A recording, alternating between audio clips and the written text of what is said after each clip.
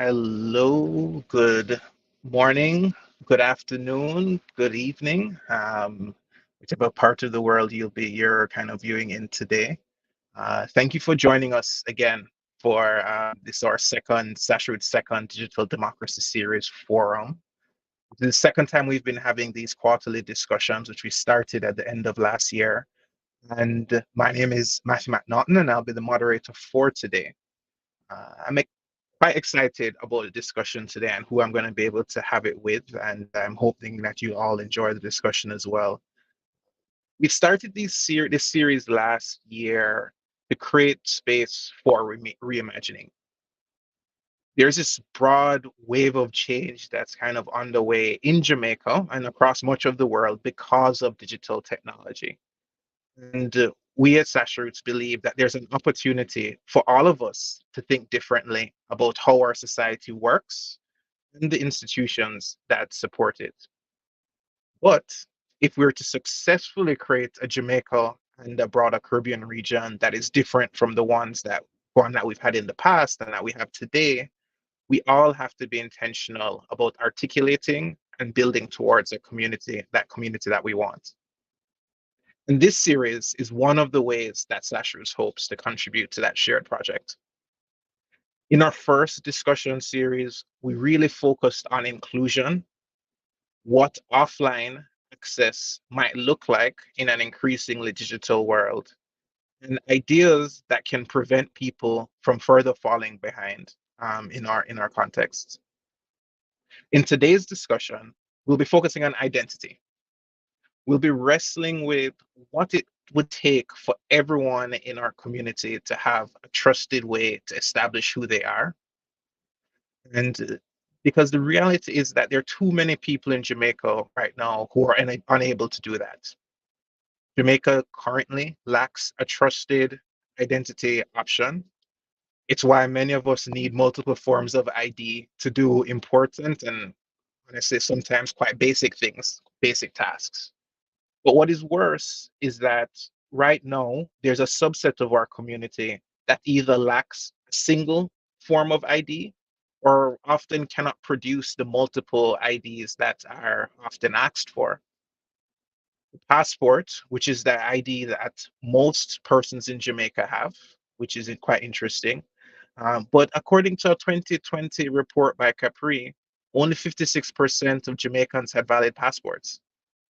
The voter's ID was the ID that was next up in line, but only 43% of the population has that. And the driver's license, which only adults can get, according to that study, only 25% of the adult population have a valid driver's license. which might explain the situation on our roads. So, we're all here. We're here and we're aware that the government is trying to do something about this problem by introducing the national ID system NIDS.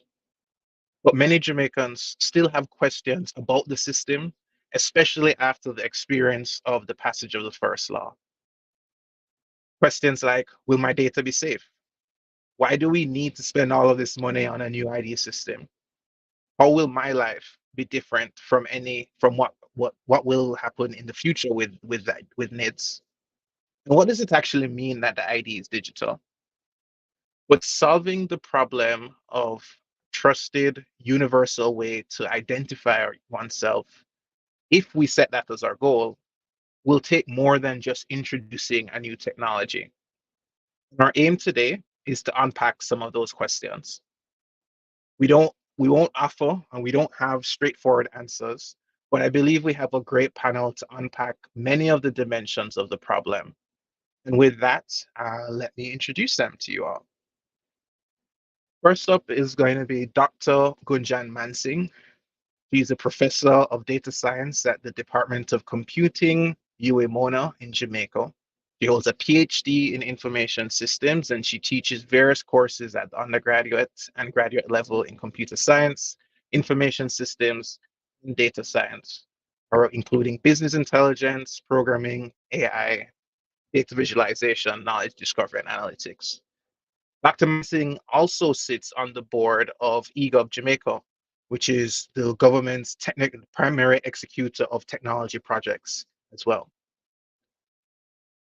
Next, we have Mr. Benjamin Rosette, who is the modernization of state specialist, the senior specialist in state modernization at the Inter-American Development Bank. Um, Benjamin coordinates the IDB's agenda on public management, digital government, transparency, citizen security in Jamaica, and leads the regional-wide applied research on digital government. Mrs. Laura Bingham, our third participant, is the director for the Institute of Law, Innovation and Technology at the Temple Law School. And Laura is a globally recognized expert on nationality and migration law and human rights, and has led complex investigations on transnational rights litigation in every major regional system, as well as many national courts. I also have the pleasure of serving with Laura on the UN Secretary General's high-level initiative on safeguards for digital public infrastructure, of which ID, which is the topic that we're talking about, is one of the things that we're looking at, how we make that and ensure that those things are safe and inclusive. And our last panelist is Mrs. Kimberly Marriott Blake. She is the executive director of the Jamaica Association for the Deaf. Kimberly is responsible for managing the development of the Jamaica Association of the Deaf. It's an organization that's been providing services to the deaf and hard of hearing community in Jamaica for over 85 years. It's one of our oldest social institutions. And so we have an interesting panel here today. Really looking forward to the discussion and looking forward to kind of talking with all of you who have joined us today. So first up, I'm going to kick off the discussion with Laura. So Laura, can you help us understand what is legal identity and why is it important? Thank you so much, Matthew. I hope everybody can hear me okay. Great, got a thumbs up. I just want to thank Slashroots for putting together this incredible panel. I know I'm going to learn a lot. Here we are starting off with what I think is kind of a difficult question. And, glad you came to me first. Listen, so my background, as Matthew mentioned, is really in statelessness, which is the situation of not having any nationality, not being recognized as a national by any state. So I've done, 15 plus years of work all around the world on what leads to people being in a situation like that, the effects, and of course, some of the solutions that we have. And that's where my knowledge of what we're calling legal identity here today, and in the past we've referred to as documentation of identity or documentation of nationality, and some of the systems that are so central to that are also very central in the entire vision that Matthew just so effectively laid out. And so I'll just quickly give kind of a rundown on a little bit of the history behind this term legal identity, and then hand it off to other colleagues to layer in. And I think it's really important to mention that legal identity is not a legal term. There's no legal definition of legal identity. It's a policy and regulatory concept. And the first time I've seen reference to it is in this region. It is from the OAS, where there was an initiative on the right to identity and civil registration back in the early 2000s, and some resolutions passed and programming to strengthen civil registration and civil registries. And there, I would say, a key thing for me from my perspective, looking at nationality and statelessness, is that the way that the right to identity and that legal identity were being defined there was very clearly linked to international human rights concepts of the right to a name and the right to a nationality. And that carried through in some of the development contexts at the global level, in the Commission on the Legal Empowerment of the Poor, which in 2008 put out a really important report that focused on legal empowerment of the poor.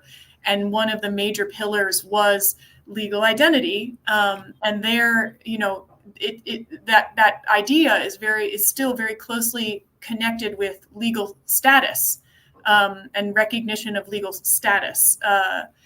Then we moved into the lead up to the adoption of the current Sustainable Development Agenda. And this is where, really the working model that we have today that informs a lot of these discussions at national level started to emerge.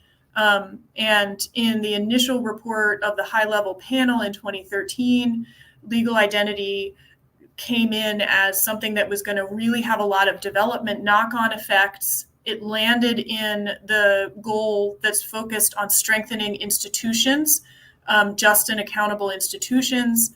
And the target that we have right now is that states are committing to provide a legal identity for all, including birth registration. So there's that link that's retained to birth registration, but I think there's been widespread recognition at all levels in many national contexts within the UN system, that we're talking about more than birth registration.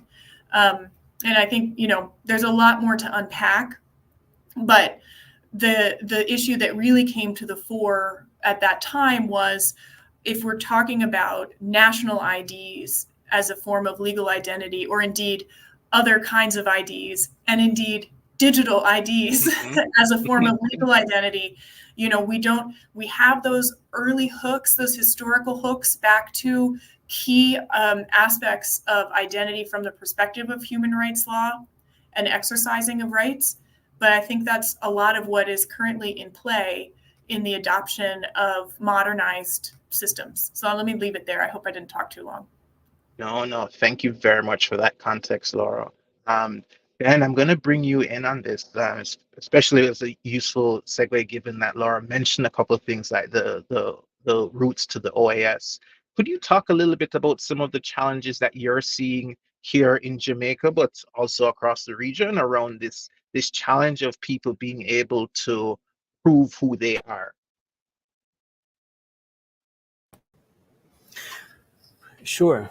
So first of all, thank you, Matthew and /Roots, for the invitation. It's really nice to be here with you and the other panelists, and hello to everyone who's connected.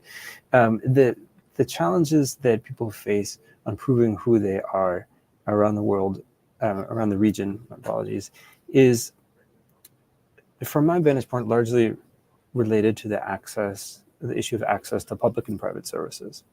So it's somewhat rare for a person to have no official identification whatsoever. But it's very common for people to have insufficient official identification.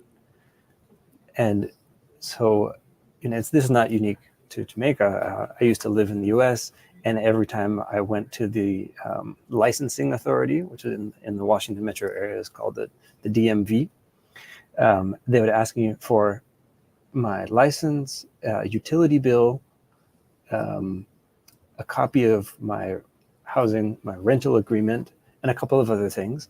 And I got turned away 3 or 4 times because I didn't have the documentation that was sufficient to prove who I said I was. And this is Washington, D.C. in 2020, thereabouts. And something similar happens in a lot of countries with what Jamaica currently has is a federated or a fragmented identity system, where just about everyone has something, but many people don't have what is enough. And that fragmented system allows for decentralization in the standards that are established for confirming one's identity. You go to one government office, they'll ask you for these 3 things. You go to a different one, and they'll ask you for 3 other things. You go to the private sector, and they'll ask you for a whole bunch more.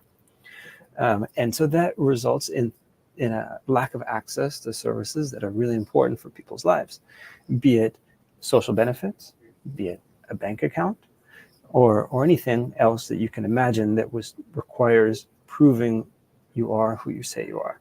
Now, we have some regional data that describes a worrisome trend, which is that the more educated you are, the more likely you are to be a user of public services.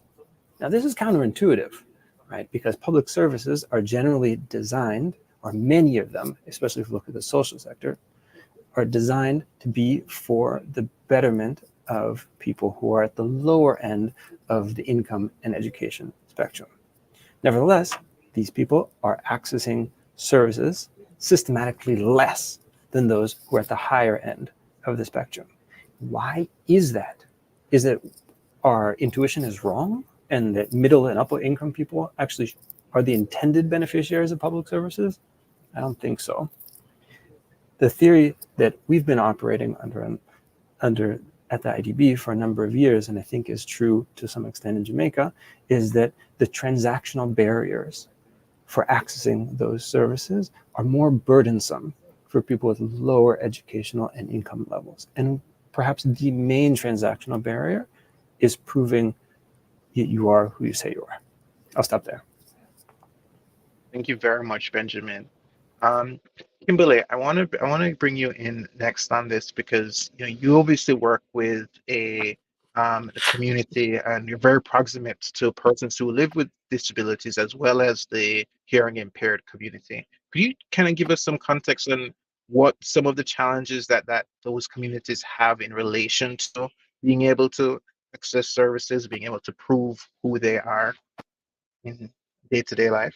So, afternoon, everybody. It's quite a mixed bag of issues. I'm going to be honest with you. There's the issue of moving from being the child to being the adult, and that question about whether one is now at a point where they're capable to manage their own information. So you'll have persons with disabilities who are in their 20s, and their parents are still managers of their birth certificate.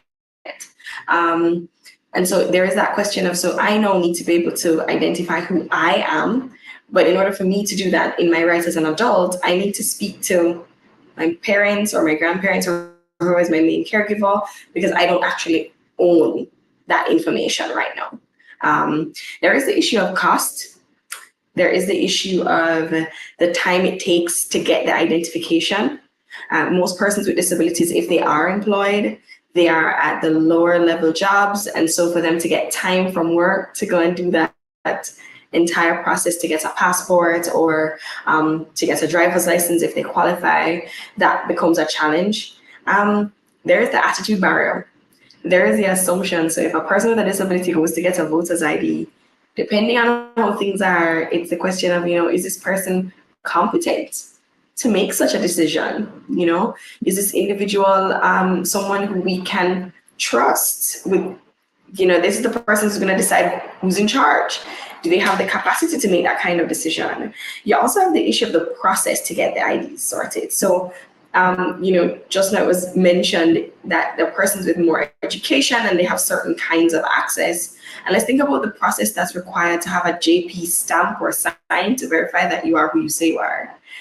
So many persons with disabilities aren't given the opportunity to engage in community. So for years, you'll be known as Miss Pam's daughter or Mr. Brown's son.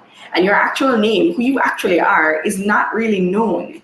And when you get to that point now of needing a JP to sign off on something, does a JP even know who you are?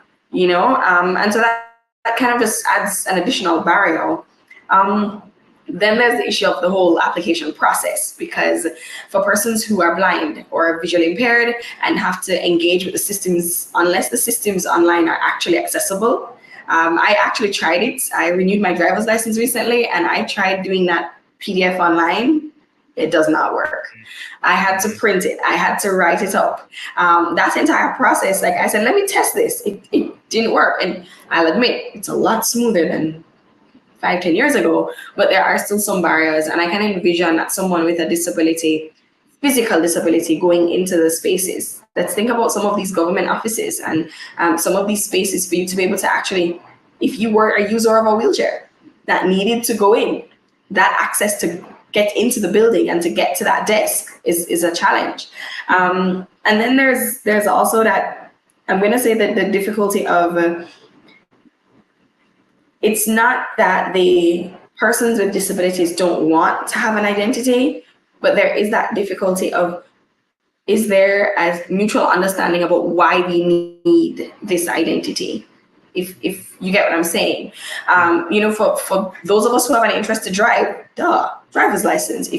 Most people see a passport as if you have an interest to travel. The voter's ID, when I discuss with some of my deaf students, my deaf and hard of hearing students, they're like, why do I need a voter's ID? I mean, I can't. Does it even matter if I vote? So that appreciation of the purpose of the ID to even go into the process of getting the ID is a difficulty that, unless we get to that point where there's that appreciation for why this helps, why this makes a difference, there is still going to be that hesitation on the part of the individual with the disability. And that's something that is not a solution that only government would have to take on. That's widespread and community. It's or churches or community groups or agencies just being able to provide that support and that connection to the why is this necessary and why do I need one and how does my getting one help to, adding my data to the pool doesn't mean that they're going to use it against you kind of a conversation. You're adding your data to the pool to support national development. Yeah. Thank you for that, Kimberly. And we're going to dive into that some more in the discussion today. Dr. Mansingh, could you just kind of give some context or just talk a little bit about why having, we talked quite a bit about some of the challenges for specific communities. We're going to now be transitioning a little bit into the digital dimension of this. How does having access to legal identification or ability to communicate who you are affect your ability to provide or access services online, especially given there's such a great push towards that across private sector and public sector?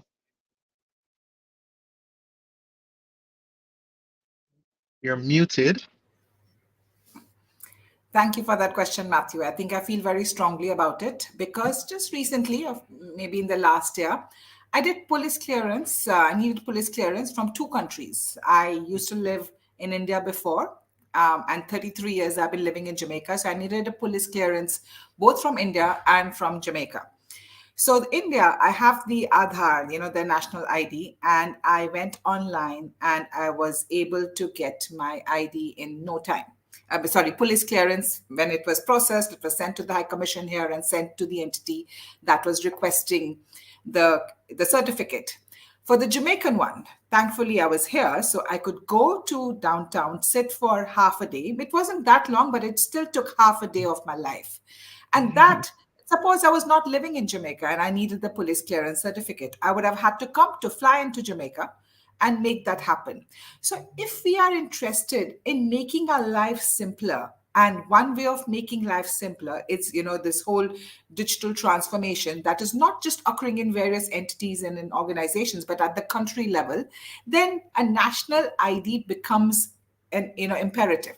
It really is very important that it's one of the layers. So most of the countries that have gone in the digital transformation of, in that journey have a national ID.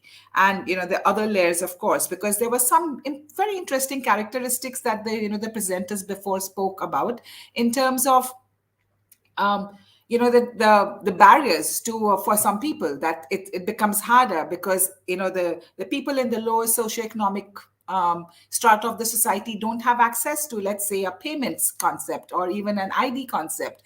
And also the various IDs have evolved for a specific purpose. So if they're not traveling, if they're not interested in voting, if they're not driving, then they may not have these IDs.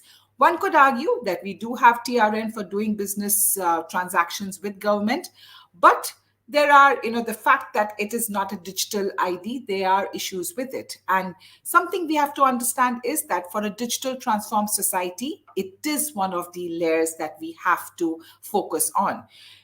And so it's that's where the society needs to go from my perspective. And I put it into action in the two scenarios of police clearance certificates.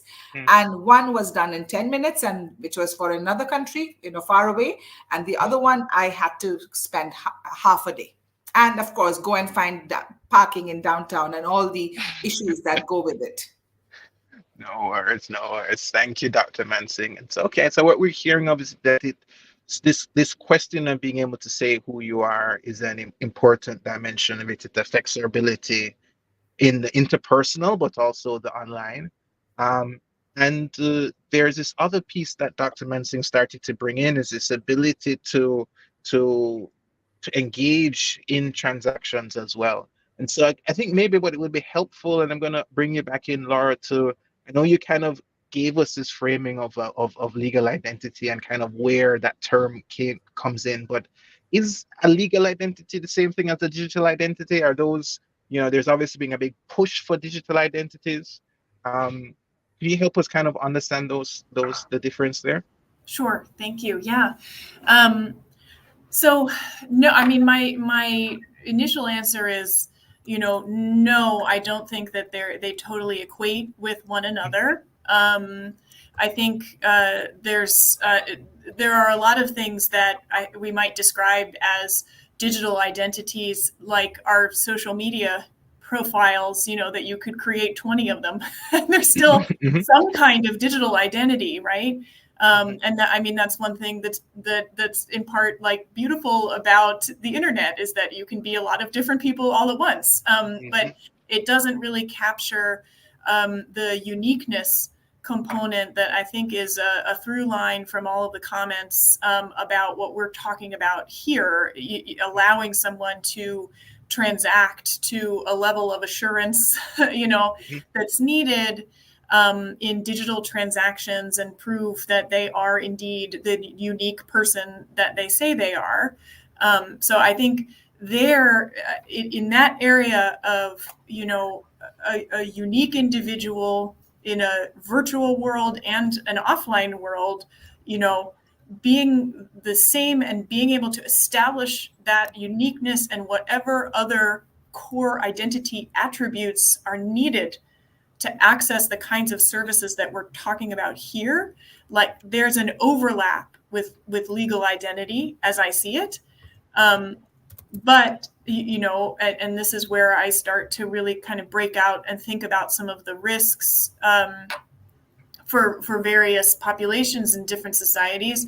The things that were attached to legal identity, like being able to have an established name and what that means in the sense of human rights and a nationality, and sort of the autonomy, the human dignity, juridical personality, and recognition as a person before the law, and actually being able to exercise rights, making sure that we maintain that in some way, shape, or form.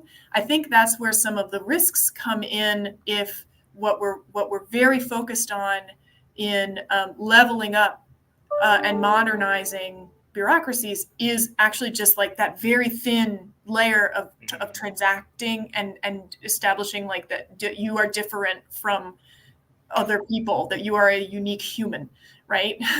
So that's, I'll leave it there. But I think there's an overlap, but we don't tend to talk about the tricky issues when it comes to the other parts of legal identity that are not really the core focus of addressing some of these barriers that have already been discussed by the other panelists. No, I think this is a really important point, Laura. And I think what I'm also hearing for you is that trying to enable someone's full participation in society, and that comes with all of those rights and privileges, is not the same thing as optimizing for the introduction of a system, right? And that we should be clear about what we're doing when, and we have to kind of think about the problem in a holistic way if we want to make sure that people can participate in a fulsome way within the context of the communities that they are a part of. Thank you for that. And so I think maybe I want to bring Dr. Mansing back in. I mean, you were kind of starting to introduce this idea, and it's very relevant to the digital question.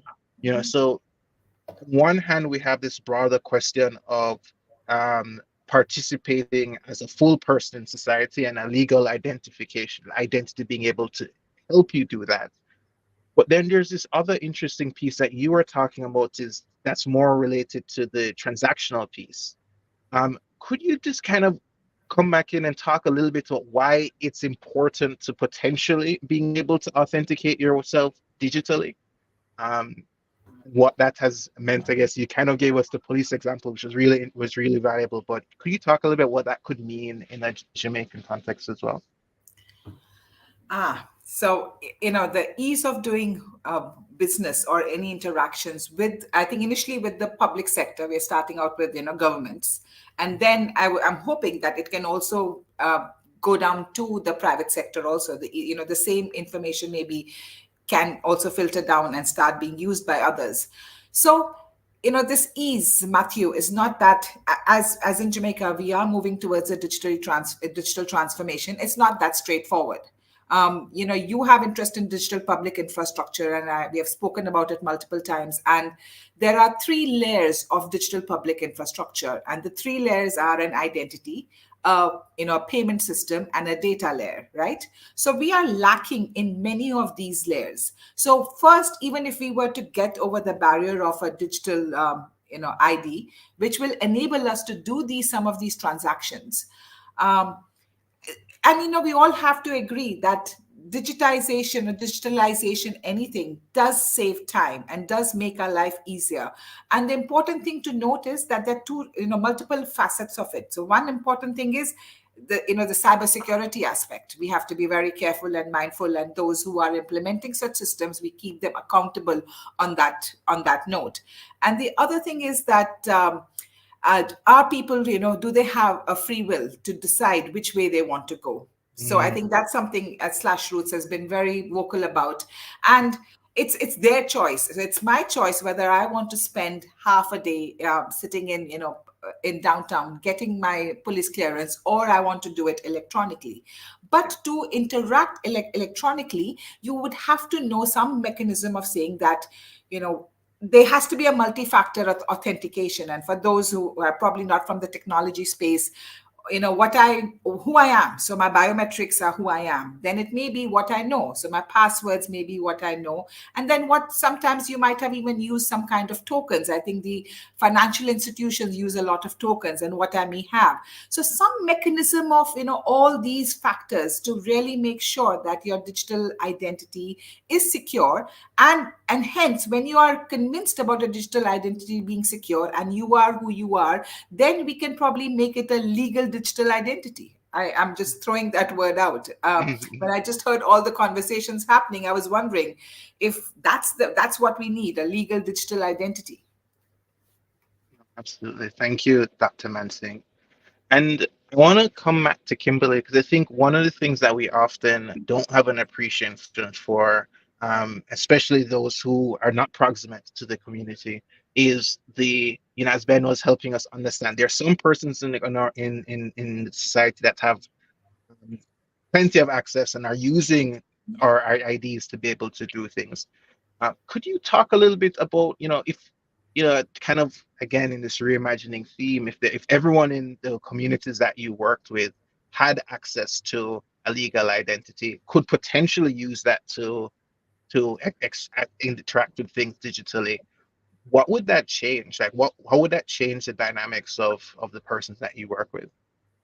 Mm, just the idea of reimagining it. Mm, The truth is, the first thing that would help with, it would definitely help with national data. Because going back to the demographics, remember, just getting the biodata of yourself, who you are, a consideration about how do you communicate would be on it. I mean, you're going to ask for a telephone number and an email address, and it may ask, what's your preferred mode of communication? Right now, there are forms that ask that. Would you prefer email or phone? When we get to that point where we start to add questions like, do you have a disability? And with the question of, do you have a disability, then you're asking, what type of disability? For you to, for members of our team to engage with you, what accessibility considerations do we need to put in place? We think about that a lot of our disability services now and accessibility services are very much based in Kingston. We have a growing amount in different parishes. So oftentimes the access that you see is, dare I say, based on where the special education schools are located, because that's where the professionals are, right? So we have quite a few. When we think about the deaf community, we have schools in Kingston, there's a school in Clarendon, there's schools in Montego Bay in St. James, there's schools in St. Anne, there's one school in St. Anne rather.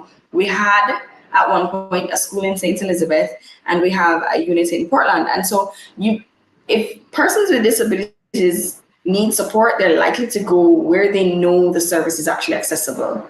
And if you're just thinking back to that, very exciting experience of spending half a day in a police records office, it would honestly limit the unnecessary need for you to be moving around to try and access the service.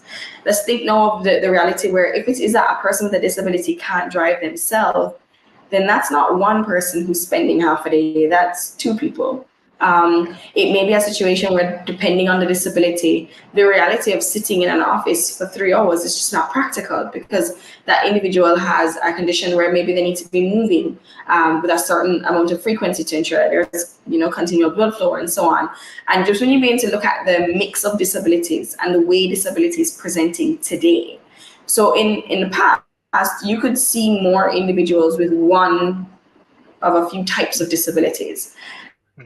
Today, you're actually seeing a lot more persons with multiple disabilities. And so just that complexity of trying to provide support, I mean, we think about someone who may be deaf that has cerebral palsy. And so the communication need there is an interpreter. But with cerebral palsy, it may impact the ability for you to actually sign, which means that your interaction with someone one-on-one, when you're looking at the KPIs, you may say, oh, this interaction should take about 15 minutes, and it's 15 minutes per client. But that interaction is going to take you 45 minutes because of the reality of that individual's experience. Well, if they're able to do half of that process online, it eliminates some of that back and forth that can be very frustrating for everyone involved. And it also helps to, usually if you're doing stuff online, there's a method to download and save. So you have more things on record for future use. You're able to reference the information that you would have had from before. In some cases, when you go on the site, setting about the tax office, you can actually save some of the data online. And so the next time you go on, you don't have to type your entire username because it auto-populates. And it's things like that. It remembers a password, that kind of thing. Those services being available online makes the entire process easier, which may actually make more persons want to get that identity, participate. if that makes sense. So when the process is smoother and you feel a little bit more able to engage, you'll be able to actually leave an interaction with the item in hand, because that's something that happens too. You go and you spend half a day and they're like, oh wait, you don't have all the things you need, so this can't work. And so you've spent half a day and you still have no output. You have to do it again and again and again, 3 and 4 times. So a smoother process, a stronger digital identity, a stronger legal identity in either space, whether it's the digital identity or the legal identity, we can see the benefits, in the long run for the community. Oh, I think those are some really important points. Again, this idea of holistic participation. I think, this idea that the ID or enabling the ability to access a service online, or rather to authenticate yourself online is a great starting point. But you brought up this point about, are we designing our services in a way that we know the kind of accommodations that are needed for the different types of users? Online access might mean that it now opens up the options for members of our community who right now exist in a situation where they're even further constrained than some of us. I think some of us complain that we have to go to this tax office or this tax office, but what I'm hearing from you is that those options are even constrained for persons in communities that have different um, that live with different disabilities. Thank you for sharing that, Kimberly. Um, I want to bring Ben back in because we've kind of gotten into these use case discussions around like, okay, what are the ways in which some of these improvements can affect the lives of people, on a day-to-day basis. And I was curious, as you kind of see and you've been advising different governments, what are the specific ways, use cases in which these kind of digital IDs, these kind of advances in legal identification are creating value for people across the region, or what you think might happen in Jamaica? That's a great question. So the way we break it down is in cases of intrinsic and instrumental value. The intrinsic cases are where you use your ID, and that gets you to the end of a process. So the I think the best intrinsic case, which is relevant in Jamaica, is opening a bank account. So anyone that's ever tried to open a bank account in Jamaica, myself included, knows how difficult it can be. And one of the promises of the NIDS, the forthcoming NIDS, is that these deposit-taking institutions have committed to requiring only this one piece of plastic to satisfy their identification requirements. So that in itself has a lot of value. That's why I call it intrinsic. Now, the instrumental value is when identification is a part of a larger process to gain access to service. And I recognize that bank account is still like that. So anytime where you have to log in to do something, then you can't do anything with government or many things in the private sector without proving you are who you say you are. So all of this, the vision of a digital future, of integrated service delivery, of being able to log on once and to access your full profile of your interactions with government, things like that, are next to impossible and highly impractical without this universal, secure digital identification. So we can get further into it, but I want to stop there and allow you to ask any questions you'd like. Thank you. I think this conversation around these use cases, ways that we can potentially create value, are super important. I see also, I'm just obviously notified by the team. I think persons have been adding some comments and questions in the chat. We'll definitely be coming to those momentarily. I think there's some quite interesting ones here. I see, I think some, just looking at the list right now. I see Michelle makes a great point around government websites not being designed for persons with disabilities. I think that's, I very much agree, and something that was just raised. I think Dana Raj raises this point around implications for surveillance of Jamaicans. I think we're going to be getting into that momentarily, Dana Raj. Thank you for that question. And I think persons. Yeah, and I think Deidre makes this great point about the dimensions of persons who are aging, and that with aging also comes not different kinds of challenges. And this too gets to the point that Kimberly was raising, and like, how are we designing our services to account for the needs of the different types of different types of needs that we have in our community? I think one of the things that we've been thinking a lot about and seeing is that to design services to be inclusive, I think we have to start to broaden the ways in which we're thinking about those different needs, and that organizations that have a commitment to doing that have to start budgeting and accounting for that in their way of working. Um, and so it may, I think Kimberly mentioned this quite well. Like it may be that most of your interactions take 15 minutes, but you may need to start to think about what does the service model look like and how we think about our service models, accounting for the needs of others, and creating space for that in a way that people feel dignified, respected as well. So we're going to transition a little bit to kind of talking about the safe and inclusive nature of establishing these foundational digital IDs. And I think it's a very important dimension of this work. And so I think I wanted to come back to Laura on this, and then also to Ben, and to kind of ask, what are some important decisions that can emerge during the implementation of these systems, both from a technical perspective or a policy perspective, that can affect their inclusivity and also the adoption? Okay, so I'm going first. Let's see. I mean, so starting with the non-technical elements, and I think it's hopefully quite clear that I don't consider myself a technical person, and I don't have a technical background. Yeah. But I think there's a lot of decisions that get made about public participation and legal and regulatory frameworks that need to or should or could be in place. And I think that I'm not just simply talking about, the statutory framework, or even, I know that right now in Jamaica, you're in a process of going through the regulatory framework and trying to figure out, in a relatively open and sort of participatory way, here we are.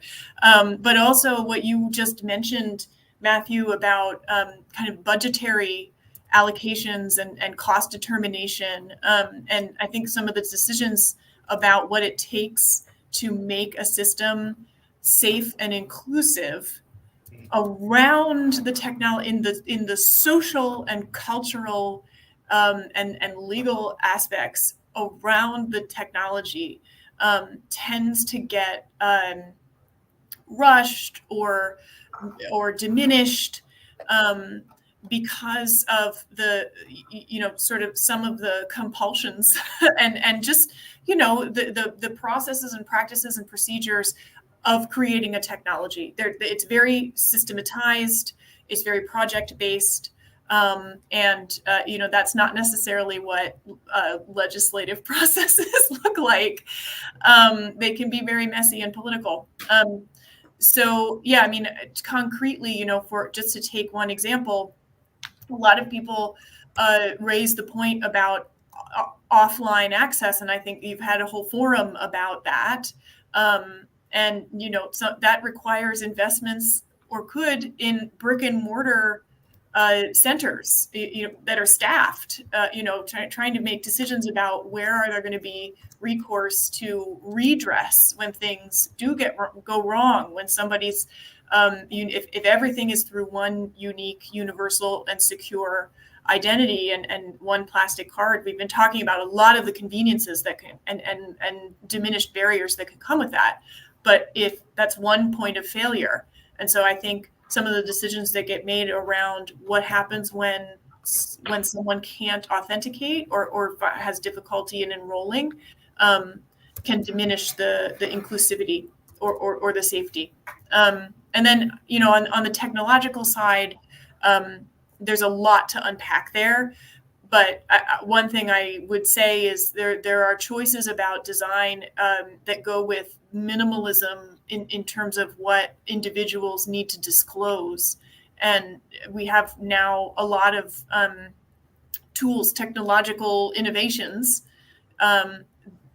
if there's capacity building and public education and, a lot of attention on the accessibility side so that people are more in control of if I'm going for my driver's license and I just need to show that I'm of the particular age, I don't have to reveal anything more than, that birth date, or if I have to be of a certain age to purchase alcohol or, a controlled substance, I don't even have to show the day of my birth. I just have to show the year of my birth. So those kinds of design choices. And of course, the point about surveillance has already been raised.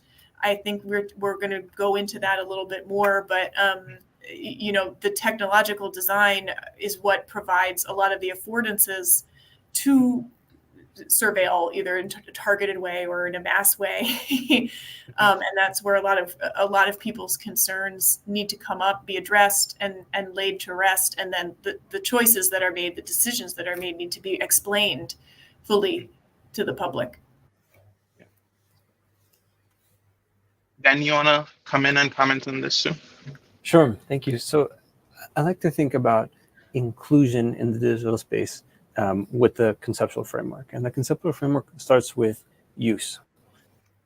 At the end of the day, what we want, thinking about all the benefits that accessing public services, and that's always my bias, is public services through the internet, greater efficiency, avoiding travel times, greater transparency, less susceptibility to corruption, all of those things. If what we want to see at the end of the day is an increase in the proportion of the population using digital public services, for which identification is a sine qua non element, then we should think about it in terms of supply and demand.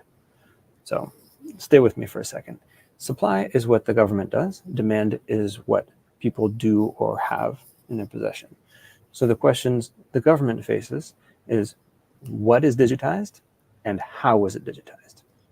So the first question, what is digitized? In societies like Jamaica, where there are a large number of services that are yet to be placed online, there is a prioritization that's happening, whether it's explicit or implicit. So if I'm going to put all of my tax procedures online and none of the social benefits procedures online, well, that's a decision. That's a prioritization. That's signaling to the public what is more important to you, government, vis-a-vis all the benefits that digitization can bring. And the other issue is, how are things digitized? Services can be more or less adapted to the needs of their users. And that can be either built in to the process of service digitization, or it can be an afterthought. And the focus on user needs is really the perfect entryway to the widest possible consideration of the differences that people may have and when accessing services. It prompts questions about what preferences are, what capabilities are, what prior experiences are. And these are all things with which governments can equip themselves in their policies, in their practices, in their human capital. Now, moving to the demand side, the way I like to think about the demand for digital public services, again, for which ID is essential, is in three parts: awareness, capability, and desire. So if I'm going to access a digital public service, I have to first be aware that it exists and that it's relevant for me. And right off the bat, we can see that for many people, that awareness is way off in the future. So first of all, awareness of public services in general is an issue. So there might be a benefit or requirement that is relevant for an individual, and that person has no idea that it exists, that they can access this benefit, or they're subject to a requirement. And then there's another potential knowledge gap is regarding the availability of that service or obligation online. Right? But the bit about capability is decomposed into digital skills, having access to a device, having connectivity, having a means of payment when required, and of course, having access to an ID that is functional online. And here we confront all sorts of other challenges, right? There are many people who have very limited digital skills. Many people don't have access to internet-enabled devices. And here I just want to make a little pause. It's recently come to my attention through some new data that we've been collecting at the IDB that we're largely deluding ourselves if we think that mobile only is an option. It is absolutely necessary to continue to think about delivering services on computers with screens, big screens for the time being. And we can get into why this is. But mobile only, although it's very convenient to think about it, and there are a lot of things you can do on a mobile phone, the fact is, as revealed by some hot off the presses data, is that most of the people that are accessing digital public services online are doing so through computers, not their phones, right? So that's both a design issue and a user side issue, right? Anyway, so those are the package of things under the capability. And the last is desire. So even if I'm aware of a service being available online, even if I have a computer internet connection and I'm digitally savvy, I might not want to go online to do the thing that I need to do. I might prefer to go into an office. And this might be for a variety of reasons. For example, I had a terrible experience last time I tried to pay my taxes online. Or I really like going to the office because I'm retired and it's my opportunity to interact with my neighbors. Right? These are kind of common explanations that we hear. And so when we're thinking about inclusion in a digital context, zooming out again, I think it's fundamental that we think about things that are responsibility exclusively of government, what is digitized and how it's digitized, and things that are on the citizen side of the equation, their awareness, their capability, and their desire to engage digitally. No, some really, really helpful points, Benjamin. And for persons who aren't following it, so currently this year, Brazil actually is the president of the G20. And as part of their presidency, have been made a very essential part of whole inclusive digital participation, a core part of that presidency. And one of the things that we've been looking at is this idea of meaningful connectivity. And much of the kind of the ways that we think about connectivity, and part of their thesis is that have been very northern driven, and that some of the things that we need in the South to ensure that our populations can participate meaningfully online require more than just, as Benjamin mentioned, having a mobile phone. It comes to that the nature of the connectivity, the kind of device people have access to, and some of these other components, their own skills. So there's a lot of kind of work that's now coming up around this idea of a more meaningful way that people are connected, beyond just is there existence of 3G or 4G or something like that. So thanks very much for bringing some of that up, Benjamin. Kimberly, I want to come back to you in terms of, because we've been talking about this working with communities, and then we're going to go to the kind of the information security piece, and then also this voluntary question. Could you talk, we've actually spent a lot of bit of time talking about designing services quite well, and the importance of engaging with communities to understand what their needs are. Could you help us understand two things, either how the communities that you work with have been engaged in this broader digital transformation thrust, or ways that you think we should be engaging them better, or as we kind of think about the rollout of things like NIDS and others? So, the NIDS team has actually been, and I would say the government of Jamaica, through their efforts in trying to make NIDS accessible and getting some feedback from the community, there were so many consultations done.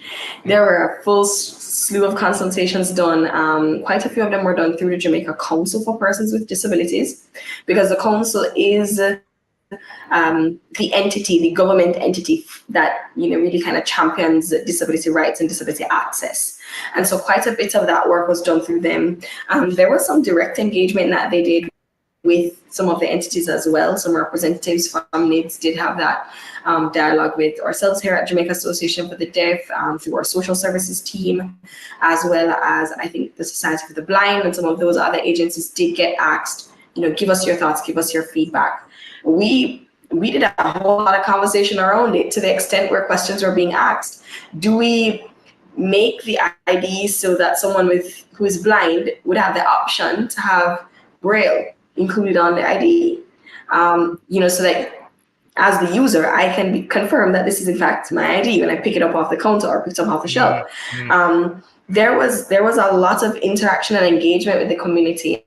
And, unfortunately, we do have some disability groupings that would not get the chance to share their voices as much. And that really just goes back to the reality of maybe in that particular grouping, we are talking about caregivers and not actually the individual with the disability, but the caregiver.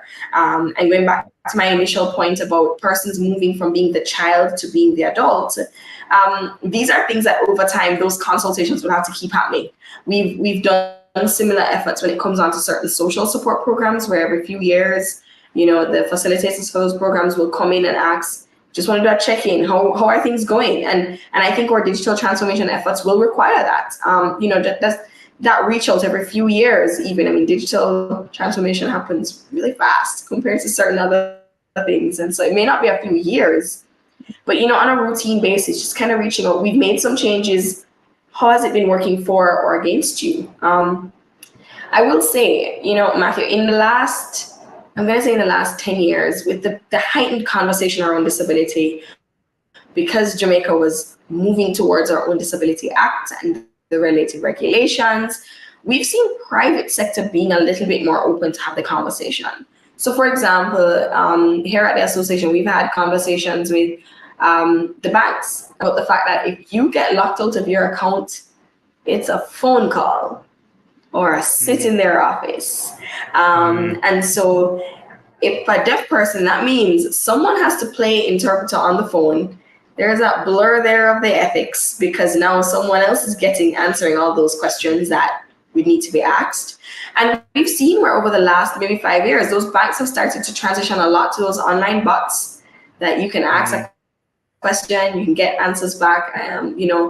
One of the banks in particular, they have a whole WhatsApp system. You have concerns, you fill out the form online, that you want a WhatsApp conversation, and then you get someone interacting on WhatsApp to answer some of those concerns. And so in the shift to being in a more digitally relevant and digitally engaging space, you're seeing where some of the private sector entities are trying to make that shift. You've seen where the banks through their ATMs have improved the audio system. So someone who is blind is able to engage a little bit smoother.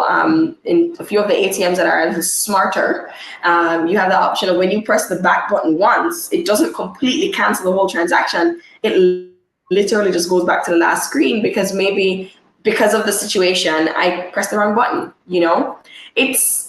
We've seen slight changes over time. I think it's the ongoing interaction. It's the readiness to appreciate that when you interact with the community, they may tell you that everything you've been doing is not working. And not taking that to mean that you are not making any efforts. It just means that what you've been doing is not working in a way that's going to be as inclusive as it needs to be. And I would say keeping persons with disabilities at the table so that there's an appreciation for the roadmap. What are we taking on? What are we appreciating is a little bit further than what we're able to take on right now.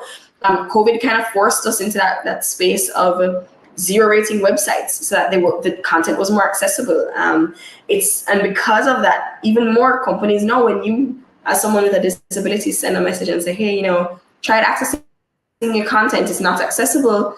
The response is not some weird generic, we'll do what we can. It's, we'd love to have a conversation, how do we fix this? And I think that shift, it's slow and steady progress, but it's something that we have to be very intentional about. Appreciating that having persons with disabilities, having the right people at the table will help to make sure that the information that you're getting is relevant and is helpful, and will have to move away from the unfortunate duplicated effort that sometimes happens when you decide to perfectly do it on your own, and then you launch it out there and people are like, what is this? So that ongoing engagement is critical. And I will say that the team through NIDS and quite a few of those other advancements that have been happening over time have really made some effort to keep persons at the table. Where we get into the area now of managing bugs, that's where things get a little bit more technical, because I think about recently I came back to the island and it was that you had to have this digital thing nicely filled out. There was no longer that immigration form that you wrote up or the kiosk or anything. And as someone, without a disability, it was absolute chaos. You needed Wi-Fi to access the system. You needed a functioning phone that could get Wi-Fi to access the system. I mean, I just kind of going back to that point about that aging population and not throwing out, as Jamaicans would say, the baby in the bathwater, not tossing out the systems that are allowing someone who is not able to engage in a digital way to still be able to engage. Give us that time to get accustomed to the system. We'll work through the kinks, because it was absolutely disastrous coming in. And I just thought, imagine if I was someone with a disability. Imagine if there were additional considerations that were just not being adequately met. It would have been worse. Absolutely. Okay, so just before we open up for questions, I want to talk a little bit about safeguards. I think there's a question about information security. And then I want to talk a little bit about mandatory. It's been a big priority for the government for the NIDS and related access use of it to be voluntary. But how do we ensure that that remains the case? But Dr. Mansing, do you want to talk a little bit about this concern around how these systems can expand surveillance and what that might mean for how we can safeguard against that? It's a very, very important question. And I think the countries that do have digital IDs are facing some of these issues. Hence, we have a chance to learn from them. And even, what the persons in those countries, the issues that they are thinking about, because now there's so much data about them, they are now unable to even verbalize any kind of dissent. So what I'm looking at is, Matthew, looking at the current cases in front of us and learning from them. So that's where, when our implementation is, we should be mindful about that. Now, for that surveillance, let's put things in context. We focus on security and privacy, right? Security is protecting our data from misuse, if it's stolen, if somebody else is using it. So there are lots of focus on security. Privacy is again about how the data is being collected, how it's being shared, and who it is being shared with. I think there is another very important concept in privacy, which is purpose limitation. And that is something an individual will have to, that should be part of our legislation, is to how this data will be used for us. Meaning, is it ever going to be used against us? That is very, very important, because when it comes to surveillance, the concept is that it's being used against us.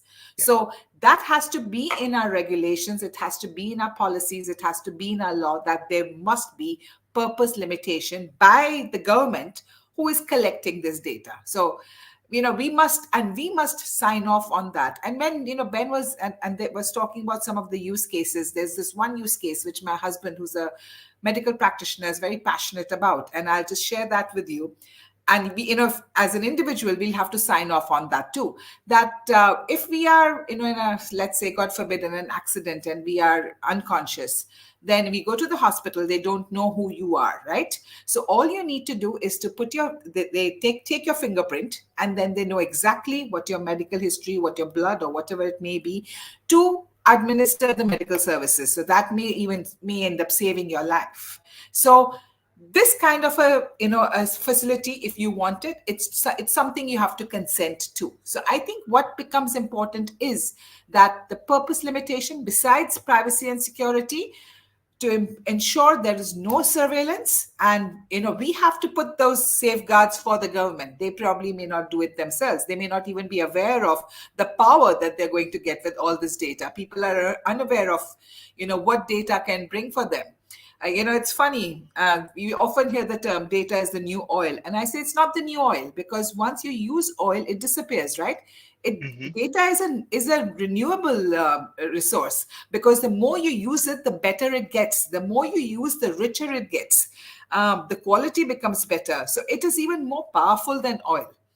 So I think, we must have such safeguards in place. And that's where organizations like you play an important role.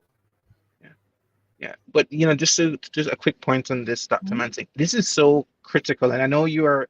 I appreciate this because you're also a data scientist, right? And so you also wrestle with this, and so there is this attraction to say, well, but we could just collect all of this information. Like, think about all the ways that we might be able to use it. And so I think there is that tension, and there are many persons who would like there to be more collection of data.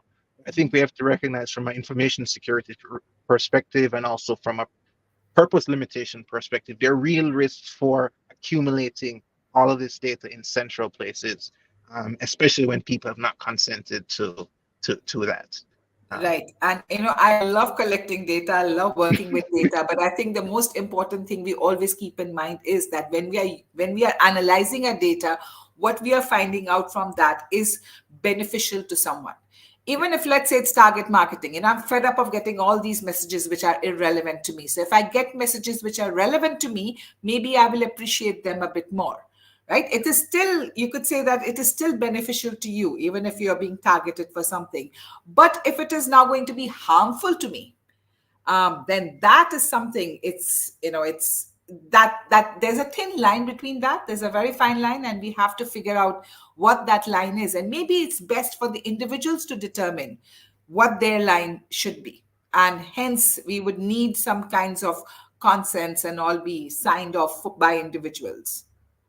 Because something like this is for the population scale, and they typically are digital public infrastructure building blocks are for population. I meaning I understand that NIDS is voluntarily, and I do take your point that what happens if it's voluntary? What is the in lieu of that? What are they going to then use? So there are some questions we need to be mindful about, because how I think of it, that the system will be, it'll be an electronic system. You're now not being, you're not using a digital biometric identity. You're using a paper-based identity. How does the process now vary for you? Thank you very much, Dr. Mansing. Benjamin, I want to bring you into this. How do we? So yes, so we are in this mode where the introduction of this new foundational ID system is intended to be voluntary. It's something the government continually talks about. What does it mean that the ID system is voluntary? And how do we ultimately, as it gets operationalized, ensure and able to kind of track that that's what our experience is?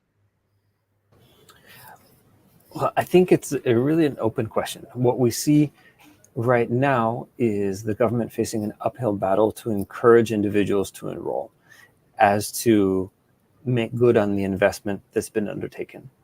So imagine a scenario in which only 100,000 people enroll for the NIDS.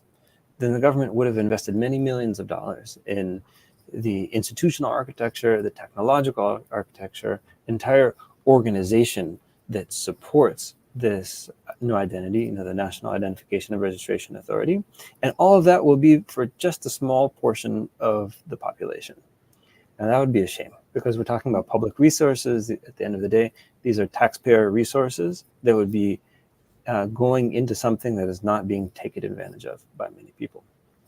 Also, that would be a poor outcome, because it would provide a very poor incentive for service providers to use the NIDS as their identity verification mechanism. So imagine if you're any private company, a health insurance company, and you have the option to change the way that you verify your users. Well, you're not going to go through the hassle of doing that if you only have a maximum of 100,000 people that can get them to do that. It's a different story if we're talking about 1.5 million or 2 million people, right? So the optional nature really means that there are multiple stages. We're in a multiple equilibria environment.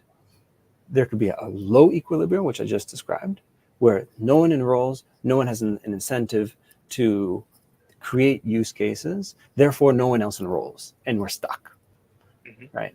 Or we can have a high equilibria environment in which there are many people enrolled, which creates a lot of incentives for service providers to use the NIDS, which in turn incentivizes more people to enroll and makes using the NIDS the status quo. It makes it the default in society. So this optional nature means that those who are in favor of going the high equilibrium route have a whole lot of work to do. They have work to do on developing those high value use cases and getting the word out about what the NIDS is and what it is not, and convincing those service providers to be first movers, to undertake the investment in adapting their systems and allowing them to use the NIDS, even though this means they're making a bet on the eventual enrollment rate. So I know there's conversations underway with banks, imagine with others as well, to make this bet. Now, there are a number of businesses that see it in their intimate self-interest to make this bet, which is a decision that many banks have already made. But that's really just the tip of the iceberg. You know, identity verification is useful in just about every aspect of our economic lives. And so there are thousands of companies that could make a similar shift if they saw their incentive structure so aligned. They say, my projection is that a significant proportion of my user base or my customer base is going to prefer to use the NIDS, then I'll go ahead and make this investment and build these systems so that I can be more competitive vis-a-vis the other providers in my space. And so I won't lose customers that are frustrated with me for not allowing the use of the NIDS, right? That's basically what I see as a consequence of the optional nature of NIDS enrollment. No, thank you very much for that, Benjamin. And I think what I'm hearing, and especially, and I like how you took us through, is that, you know, we're in this circumstance in Jamaica where obviously the Supreme Court has taken it off the table that this thing can be a mandatory piece. But I think what you teased out very well is that there is this cost benefit analysis that many governments are doing their own as they invest in these systems and this infrastructure. And as we've seen in other parts of the world, both Laura and I are looking at lots of contexts in Africa, etc., where I think when you're the state, this idea of mandatory bringing people into the fold is like an easy thing to pull for. That's obviously not an option here, and so this need to be able to lead with value creation and kind of lead to use cases obviously quite important. Laura, I want to pull you in. I mean, we've had lots of conversations on this.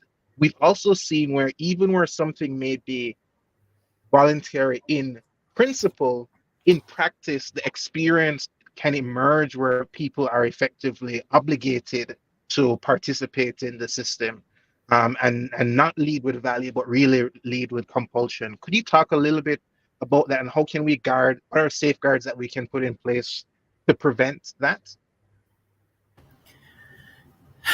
Sure, yeah, and I'll try and be quick because I think we wanted to get to some Q&A, but I mean, I think things like linking an ID, requiring people to link their ID to their SIM card, sort of like another digital public infrastructure in a way that has become completely necessary in a lot of societies. I recognize the points earlier about people enrolling for services on computers, but a lot of people really do rely on having, at least within the household, a cell phone. And so when governments make that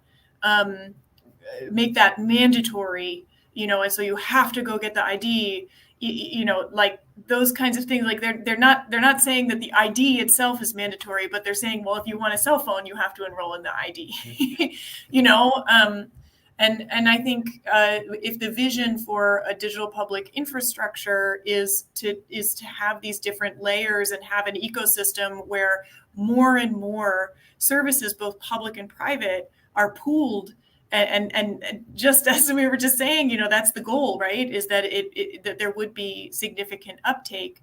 I think the safeguard, or one really important set of safeguards that needs to be in place, is that there's a commitment to maintaining access for people who do not opt in, and filling out what is the size and shape of that commitment when each new service is enrolled in the NIDS, or in an analogous system.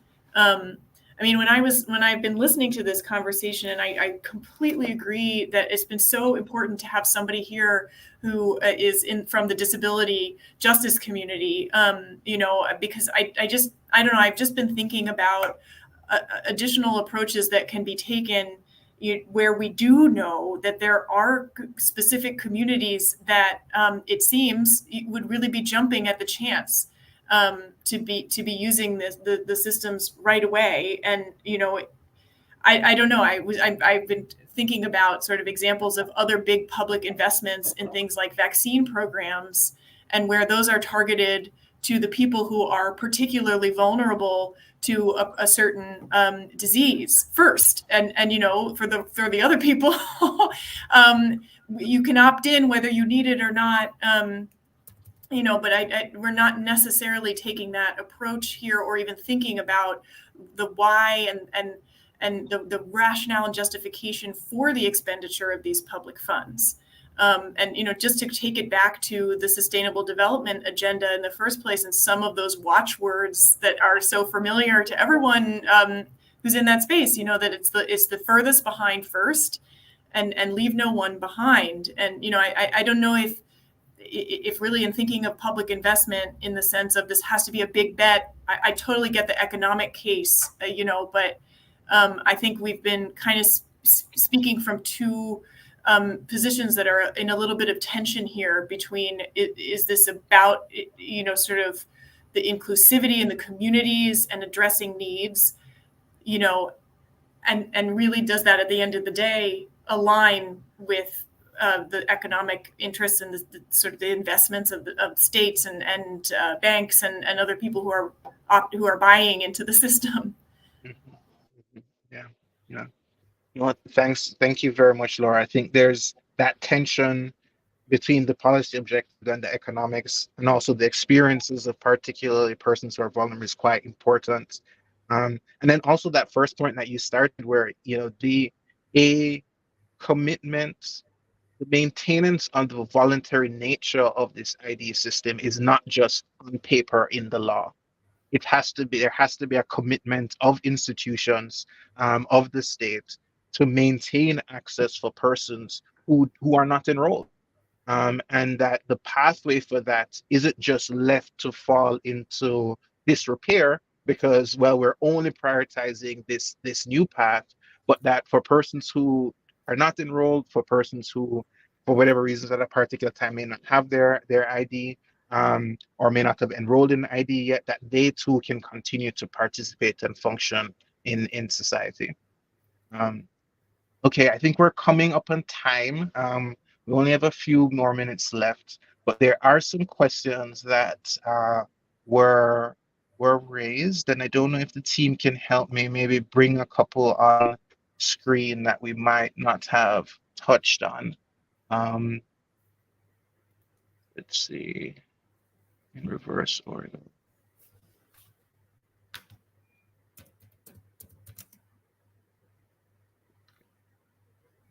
Okay, I see.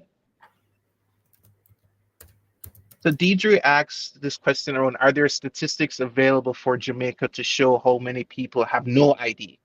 I know there's that Caprice study that was done in 2012, but I don't know if there are any more recent data, Benjamin, that you're privy to that might be able to help. No? No problem, no worries. Kimberly, is that something that's come up with their community?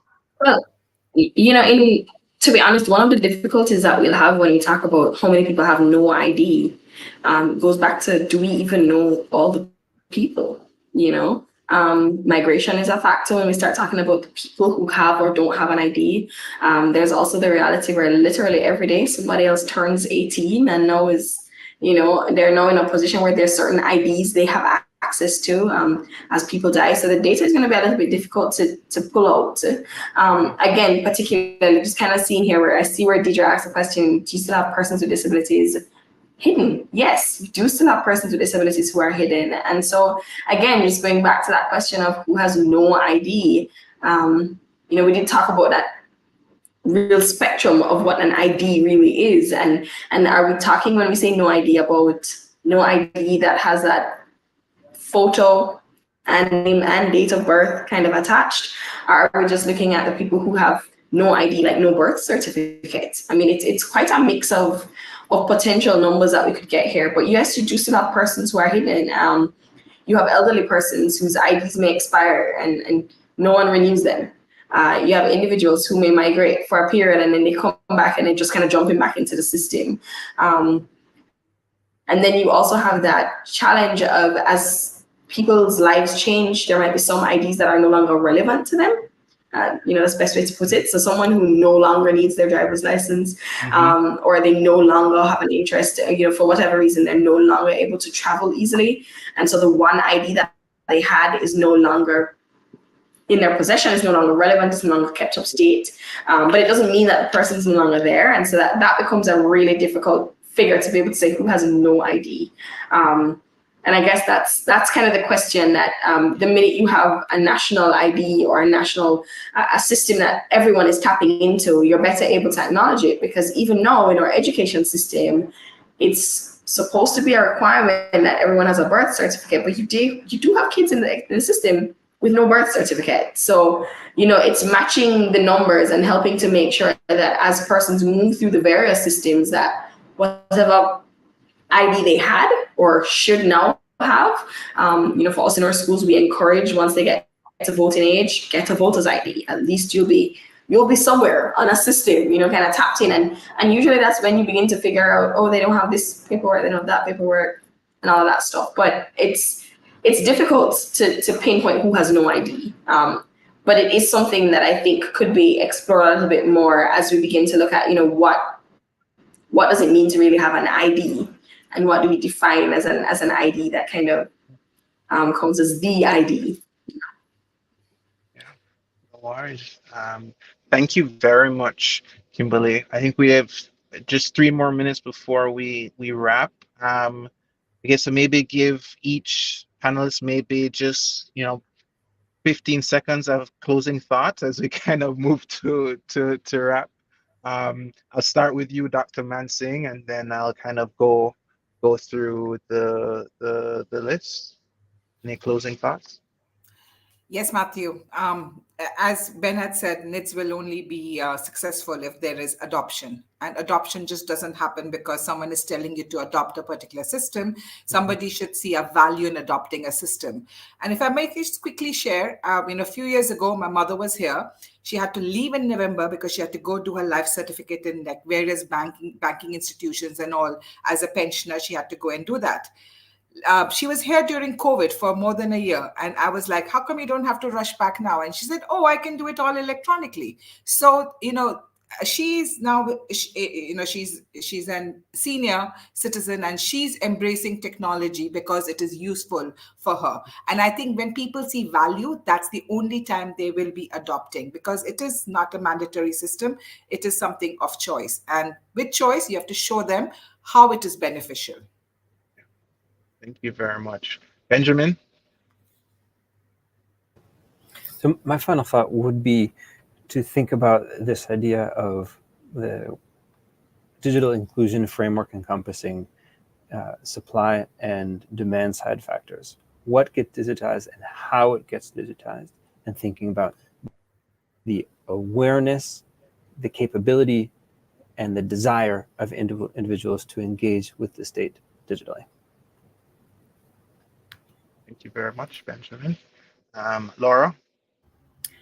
Yeah, I want to go back to one point by Dr. Mansingh, which was that, in light of the fact that this is a democracy-focused forum series, that governments might not be aware of their power. So that was a really striking statement for me, and it strikes me as true. And I think, so I just come back to the things that we've said today, that in addition to security and privacy, I would just add the rule of law. I think we've been talking about a lot of institutions, and public participation and fora like this, and they're so important, and that commitment, the political commitment to abiding by the rule of law, because it really is a significant power. It's empowering for individuals, but also we have to realize the power that it puts in the hands of government actors.